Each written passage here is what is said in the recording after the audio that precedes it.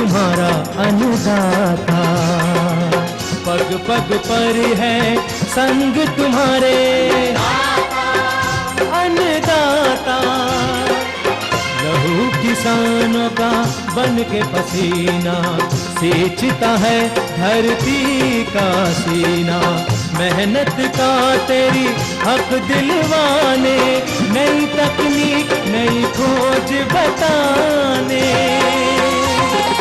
पशुधन को गुणवान बनाना, पौध सुरक्षा को सिखलाना, खेती के सब गुर समझाने, भारत का सरताज बनाने। आठों पहर है संग तुम्हारे अन्नदाता, अन्नदाता। नमस्कार, मैं शालिनी आप सभी दर्शकों का अन्नदाता कार्यक्रम में स्वागत करती हूँ। हर रोज की तरह कार्यक्रम में हम एक बार फिर से लेकर के आए हैं खेतीबाड़ी से जुड़ी हुई बहुत सी लाभकारी जानकारियां। तो चलिए सबसे पहले देखते हैं कि क्या है विशेष आज के कार्यक्रम में। पॉली हाउस में लगी शिमला मिर्च की फसल में आवश्यक प्रबंधन, पत्ती तथा दाना उत्पादन के लिए धनिया की फसल में किए जाने वाले जरूरी कार्य, हाइड्रोपोनिक्स तकनीक से वर्ष भर उगा सकते हैं हरा चारा।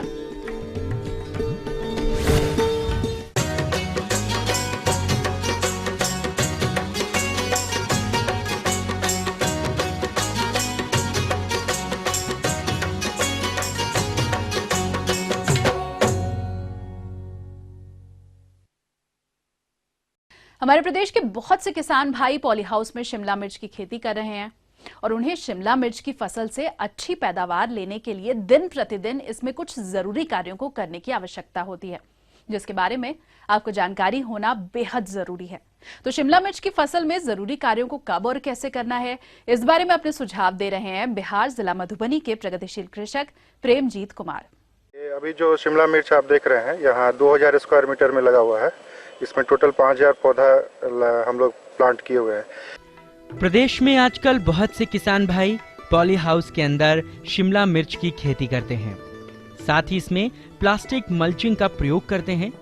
तो इससे क्या लाभ होते हैं, आइए जानते हैं।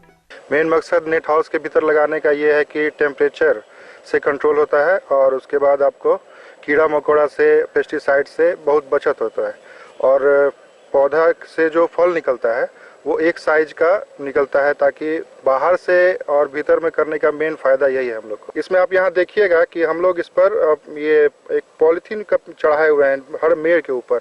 इसका मेन मकसद है कि घास का कम निकलना, जिसके कारण से पौधे में जो भी दवा या पानी जाता है वो सिर्फ पौधे को ही मिले, घास ज़्यादा नहीं निकले। तो इससे दो फायदा है, एक तो पौधा का विकास अच्छा होता है, दूसरा हमको लेबर कॉस्ट कम लगता है कि हम घास निकालने के लिए अलग से हमको लेबर नहीं रखना पड़ता है। तो ये मेन फायदा है। इसको हम लोग हर मेड़ पर आप देखेंगे कि पॉलीथीन टाइप का चढ़ा हुआ है, पूरा हर मेड़ पर आप जहाँ भी देखेंगे उसके। पॉली हाउस के अंदर लगी शिमला मिर्च की फसल की अच्छी बढ़वार हो, इसके लिए समय समय पर सिंचाई करना होता है।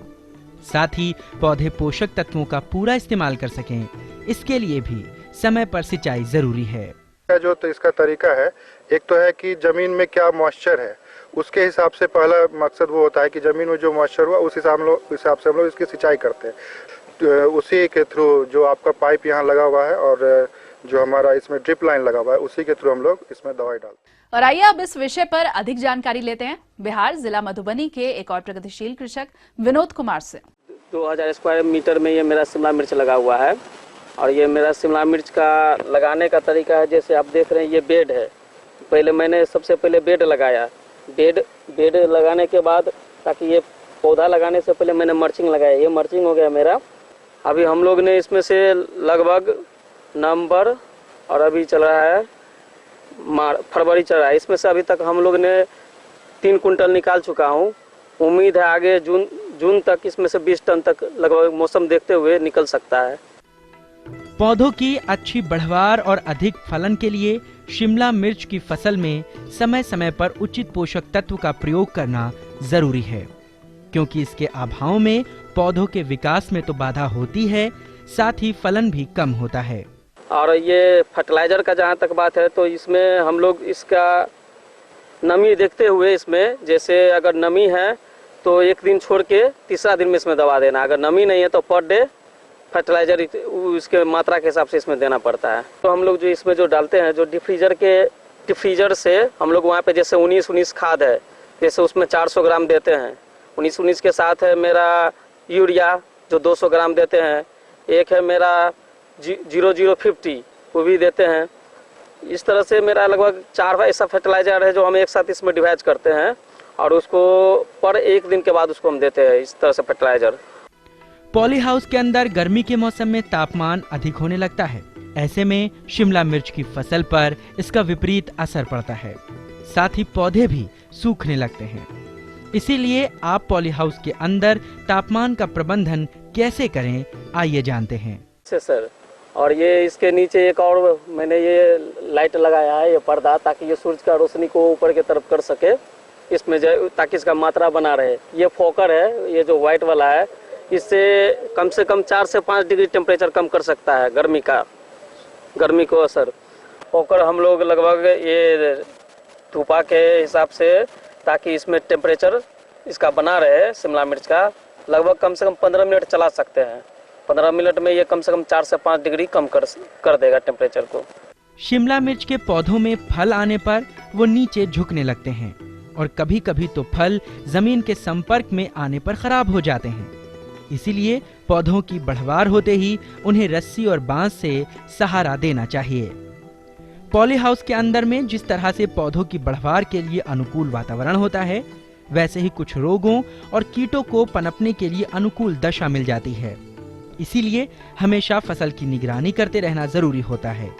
साथ ही कीटों और रोगों की रोकथाम के लिए उचित कार्यों को करना चाहिए। पौधा में कोई तरह से इसमें कोई कीड़ा नहीं लगे, इसके लिए हमने मिट्टी जेट लगाते हैं, पसाड लगाते हैं, कन्फिडोर देते हैं, ताकि इसमें कोई तरह का ऐसा कीड़ा नहीं हो या फिर मेरा किसी तरह से डैमेज नहीं हो पाए। तो ये थी कुछ उपयोगी जानकारियां। अब लेंगे एक छोटा सा ब्रेक, जल्द हाजिर होंगे।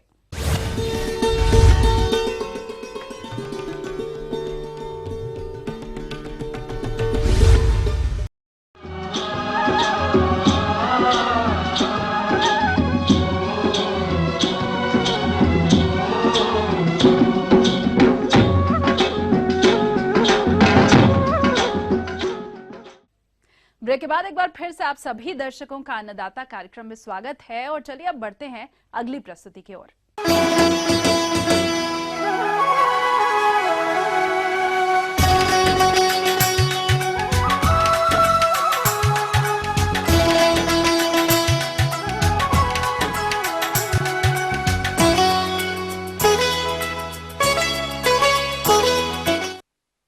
प्रदेश के जिन किसान भाइयों ने पत्ती तथा दाना प्राप्त करने के लिए धनिया की फसल लगा रखी है, वो इस फसल की अच्छी वृद्धि और विकास के लिए इस समय इसमें कौन कौन से जरूरी कार्यों को करें, इस विषय पर विस्तार से जानकारी के लिए हमारे संवाददाता ने संपर्क किया गोविंद वल्लभ पंत कृषि एवं प्रौद्योगिकी विश्वविद्यालय पंतनगर के डॉक्टर धीरेन्द्र सिंह से। किसान भाइयों, अगर अपने धनिया की बुआई कर रखी है तो इस समय जो विभिन्न प्रकार की शस्य क्रियाएं संभव हैं, उसमें आपको एक तो खाद देना है, नाइट्रोजन की मात्रा देनी है। पहले जो आपने नाइट्रोजन की मात्रा दे रखी है, उसमें से जो मात्रा आपने 2 भाग बचाए हैं, उस 2 भाग का उपयोग करना है। जिन किसान भाइयों ने हरे पत्ते के लिए धनिया बोई है, वे पहली कटाई के बाद 1 हेक्टेयर में 20 से 22 किलोग्राम यूरिया का प्रयोग करें और दूसरी कटाई के बाद भी इतनी ही मात्रा का प्रयोग करें। यदि आपने बुआई के समय गोबर की खाद का भरपूर उपयोग किया है तो यूरिया की मात्रा कम कर दें। अगर आप धनिया को काट के ले रहे हैं, बाजार में बेच रहे हैं, तो उसके लिए जो पहली कटिंग होती है वो 30 से 35 दिन में होती है। उसके बाद आप एक कटिंग और ले सकते हैं, करीब 45 दिन में एक दूसरी कटिंग ले सकते हैं। उसके बाद अगर आप चाह रहे हैं कि आप बीज के लिए इसको छोड़ दें, तो आप 2 कटिंग लेने के बाद इसको छोड़ देंगे तो बीज के लिए आपकी उपज या आपकी जो पौध है वो मिल जाएगी। तो इसके लिए ज़रूरी है कि जब भी आप कटिंग करते हैं, यानी कि 30 से 35 दिन में पहली कटिंग करते हैं, तो उसके बाद नाइट्रोजन की जो शेष मात्रा है उसको डाल दें और बाकी जो शेष मात्रा है वो आप 45 से 50 दिन के बाद डाल लें। किसान भाइयों, अगर आप धनिया अपने बीज के लिए ले रहे हैं तो इसके लिए ज़रूरी है कि समय समय पर सिंचाई इसमें करें। पहली सिंचाई तो आपको जब धनिया की कटिंग हो रही है तभी करें आप, और दूसरी सिंचाई जब दूसरी कटिंग कर रहे हैं तब करें। उसके बाद जब इसमें फूल आने शुरू हो जाते हैं उस समय इसमें सिंचाई की बहुत आवश्यकता होती है। लेकिन ये ध्यान रखें कि बहुत ज़्यादा सिंचाई या पानी डालने की वजह से इसमें जो है पौध के या जो आपकी पौध होती है वो गिरने की संभावना बहुत ज़्यादा हो जाती है। तो सिंचाई हल्की करें। अगर स्प्रिंकलर की सुविधा उपलब्ध हो तो स्प्रिंकलर की सहायता से आप इसमें सिंचाई कर सकते हैं। और सिंचाई करते समय ये ध्यान रखें कि खेत के अंदर बहुत ज़्यादा नमी ना हो, क्योंकि इससे बहुत विभिन्न प्रकार के कीड़े मकोड़ों का प्रकोप ज़्यादा बढ़ जाता है। तो सिंचाई जब भी करें आप हल्की करें, लेकिन ज़मीन की आवश्यकता अनुसार इसको ज़रूर करते रहें। पुष्पन और बीज के बनते समय सिंचाई बहुत आवश्यक होती है, उस समय ज़रूर एक सिंचाई करें और इस तरह से आप अपनी फसल को अगर लेते हैं तो आपको ज़्यादा फायदा होगा।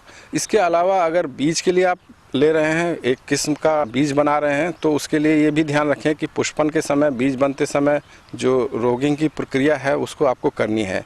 यानी दूसरी प्रजाति के अगर पौध आपको उसमें दिख रहे हैं, फूलों का रंग अलग दिख रहा है या पौध का प्रकार अलग दिख रहा है, तो उसको ज़रूर उखाड़ के खेत से बाहर निकाल दें।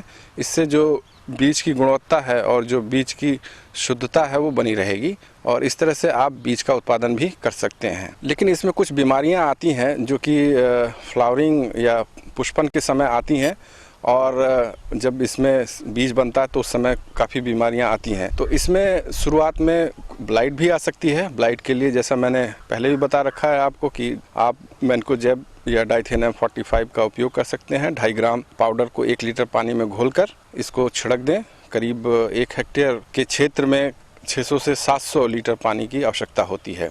इसके अलावा इसमें एक पाउडरी मिल्ड्यू नाम की बीमारी भी आती है जिसमें कि पत्तियां सफ़ेद हो जाती हैं, मतलब पत्तियों के ऊपर आपको सफ़ेद रंग की फफूंदी दिखेगी। इसको उपचारित करने के लिए या इसका रोकथाम करने के लिए जो है कैराथिन बाज़ार में उपलब्ध है, उसका उपयोग आप कर सकते हैं। करीब 2 ml कैराथिन आप 1 लीटर पानी में डालकर इसका छिड़काव करें और 1 हेक्टेयर खेत के लिए आपको करीब 600-700 लीटर पानी की आवश्यकता होती है। इन सभी रसायनों के लिए इसमें स्टिकर का उपयोग जरूर करें, क्योंकि ये स्टिकर का काम जो होता है, जो दवा है वो आपकी पत्तियों पे चिपका देता अच्छी तरह से। इससे जो आपकी दवा का प्रभाव है वो काफ़ी बढ़ जाता है।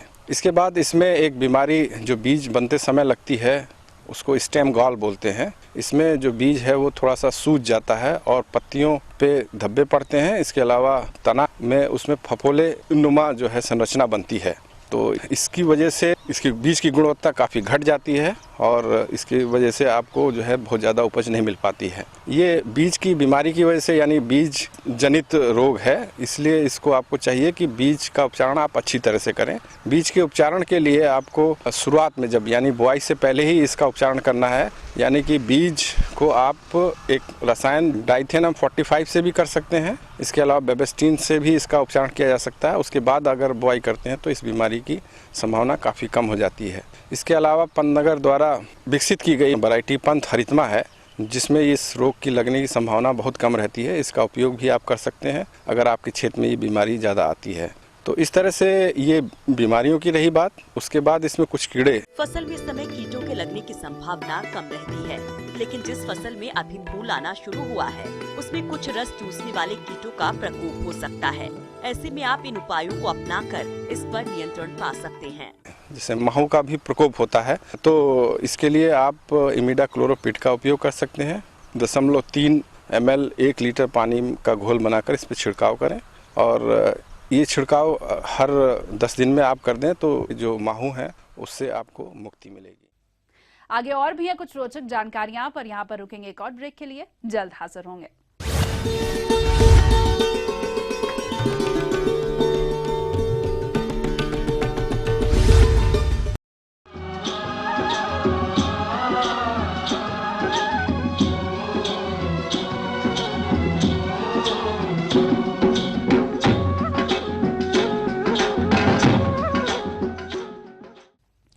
ब्रेक के बाद आप सभी दर्शकों का एक बार फिर से स्वागत है और चलिए अब रुख करते हैं अगली कड़ी की ओर।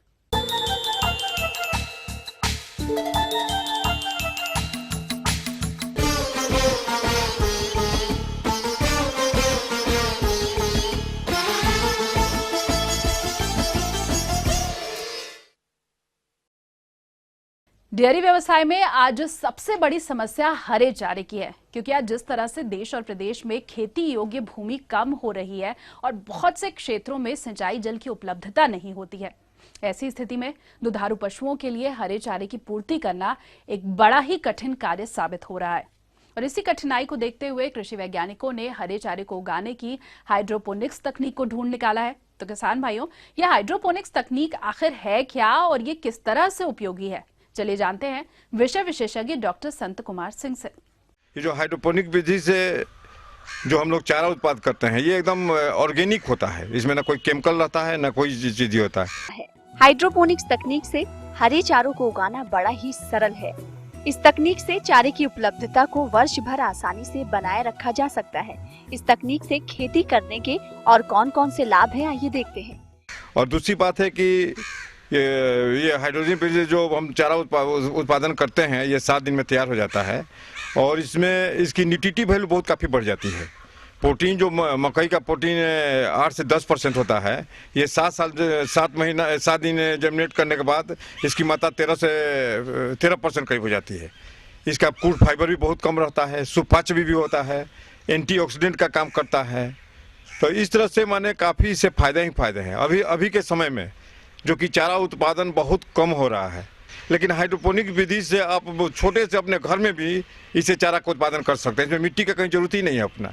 और इससे यदि हाइड्रोपोनिक्स विधि से चारा उत्पादन करके हम अपने पशुओं को देंगे तो जो रिपीट ब्रीडिंग का केस है वो बहुत कम हो जाएगा।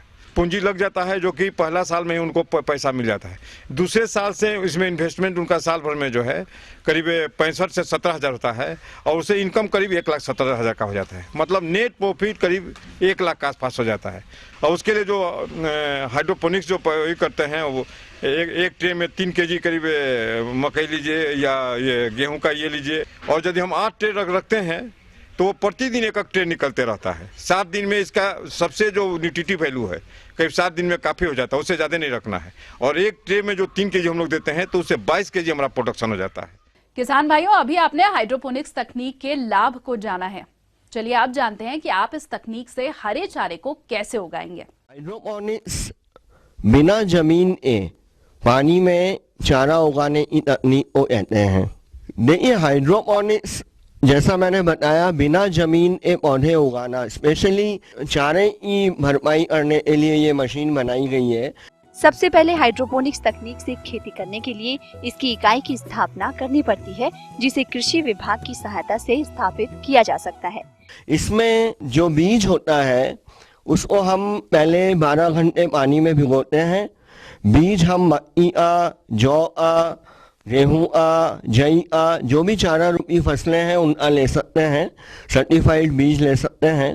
3 से 5 किलोग्राम मक्के, जौ या अन्य अनाज के बीजों को 12 घंटे तक 15 लीटर पानी में भिगोते हैं और पानी में हर्बोसोल रसायन को मिलाते हैं। इससे बीजों का अंकुरण जल्दी होता है। 12 घंटे के बाद बीजों को निकालकर 24 घंटे तक भीगे हुए बोरे में रख देते हैं। इसके बाद जब बीजों का अंकुरण हो जाता है तब उसे ट्रे में रखते हैं। 12 घंटे बाल्टी में भिगोना और 24 घंटे गीले तापने में या जिसको हम गीली बोरी कहते हैं उसमें भिगो के रखते हैं। फिर इस सीड को हम ये जो आप ट्रेस देख रहे हैं उसमें ट्रांसफर कर लेते हैं। और न्यूट्रोसॉल नाम ही बताता है न्यूट्रिएंट्स, उसके अंदर सूक्ष्म पौष्टिक तत्व होते हैं जो कि हम टंकी में मिलाते हैं। 500 लीटर पानी में 70 ml न्यूट्रोसॉल सॉल्यूशन मिला दिया जाता है जो कि उस बीज को और इस हरे चारे को सूक्ष्म तत्व minor nutrients, micro nutrients provide करता है। इन ट्रेस में पहला दिन, दूसरा दिन, तीसरा दिन, चौथा दिन, 5वां दिन, 6वां दिन और 7वें दिन ये ट्रेस यहाँ रहती है। और 8वें दिन इस ट्रे को हम बाहर निकाल लेते हैं और जानवर को हिला देते हैं। अब आप देख रहे हैं कि ये जो मक्का का बीज आप देख रहे हैं उगा हुआ इन ट्रेस में, ये 1 से 1.25 किलो प्रति ट्रे हमको लगाना पड़ता है। और लास्ट में जब ट्रे बाहर आती है तो इसका मल्टीप्लिकेशन, मतलब ये 7 से 8 किलो आपको हरा चारा दे देती है। मतलब 6 से 8 किलो वो मल्टीप्लाई हो जाता है, उतना गुणा चारा आपको बड़ा हुआ मिलता है। आपने बीज लगाया 1 से 1.25 किलो और आपको चारा मिला 7 से 8 किलो। ये जो आप सामने यंत्र देख रहे हैं इसको फॉगर बोलते हैं और इससे नमी कंट्रोल होती है। इसमें इस पूरी मशीन में इतनी नमी और इतना टेम्परेचर चाहिए वो इस मशीन से कंट्रोल होता है, जो कि ऑटोमेटिकली इन मशीनों से कंट्रोल हो जाता है। इसमें एक जो इम्पोर्टेंट बात है वो है बिजली का खर्च। इसको चलाने के लिए हमें बिजली की आवश्यकता होती है और इसके अंदर कम से कम 15 यूनिट बिजली रोज की चाहिए होती है। और किसान भाइयों, अगर आप यूँ पूछें कि प्रति किलो चारा क्या कॉस्ट आई या जिसको हम रनिंग कॉस्ट बोलते हैं, तो वो आती है 4 से 5 रुपए प्रति किलो चारा जो इसमें उत्पादन हो रहा है। इस प्रकार किसान हाइड्रोपोनिक्स तकनीक से हरे चारे का उत्पादन प्राप्त कर सकते हैं।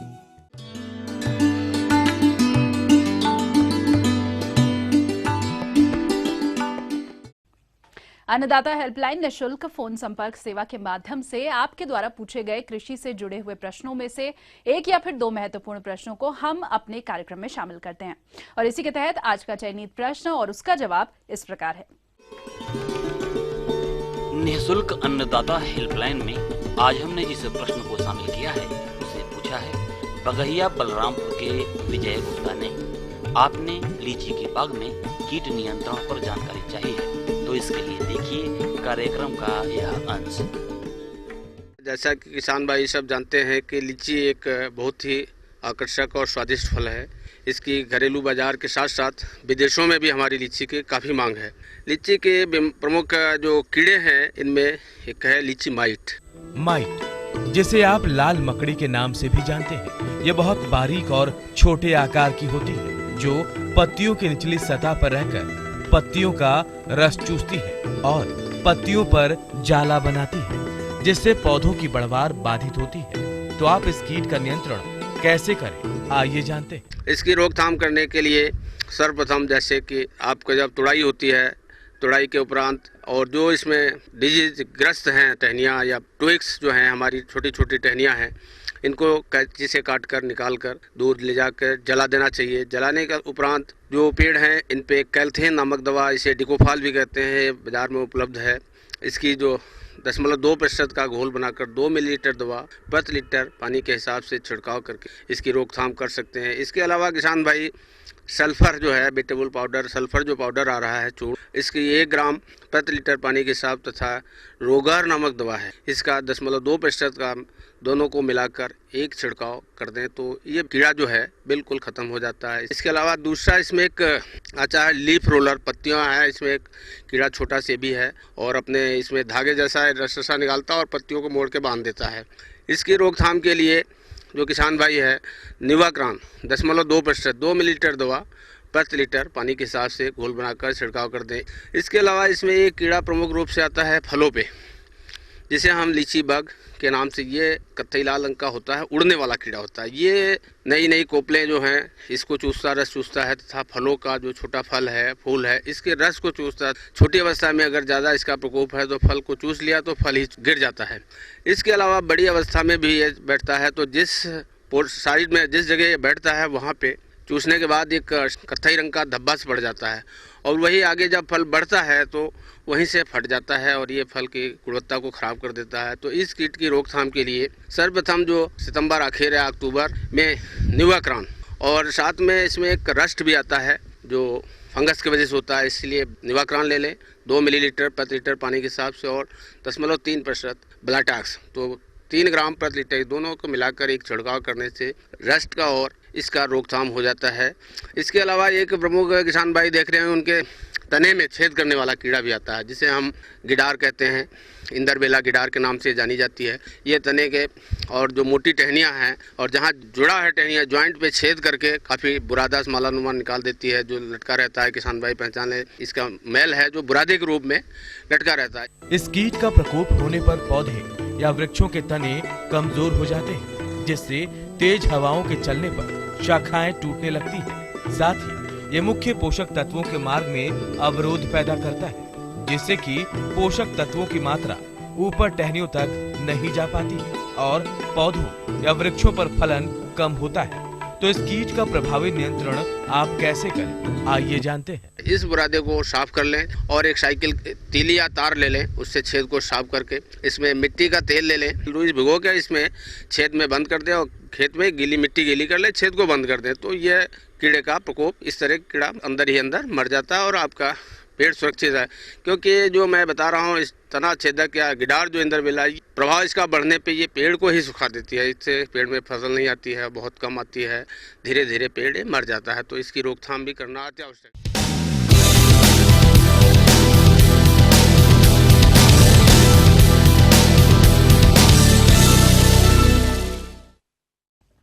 राज्य की विभिन्न मंडियों में कृषि उत्पादों के चढ़ते उतरते बाजार भाव की संक्षिप्त जानकारी इस प्रकार है।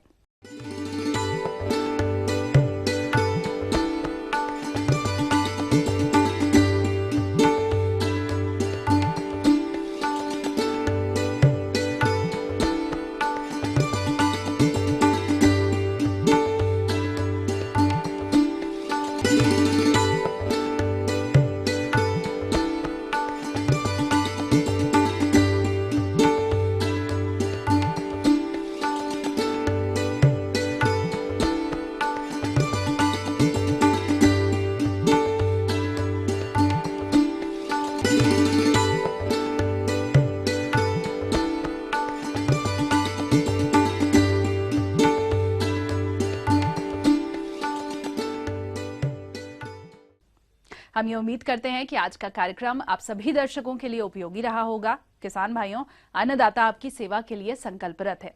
कृषि संबंधित समस्या और सुझावों के लिए आप हमें इस पते पर संपर्क कर सकते हैं।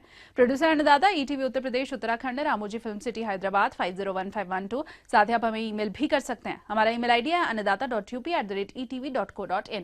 इसके अतिरिक्त आप हमें निःशुल्क हेल्पलाइन नंबर 1800-108-4599 पर सोमवार से शनिवार सुबह 10 से शाम 4 बजे के बीच संपर्क कर सकते हैं। और आइए अब देखते हैं कल दिखाए जाने वाले कार्यक्रम की मुख्य झलकियां। टमाटर और आंवले से उत्पाद तैयार करके ले सकते हैं अधिक आय।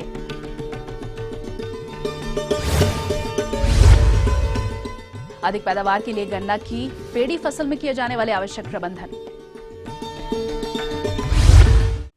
तो फिलहाल अन्नदाता की पूरी टीम को दीजिए इजाजत। कल फिर से इसी समय आपसे मुलाकात होगी कृषि संबंधित कुछ और महत्वपूर्ण जानकारियों के साथ। नमस्कार।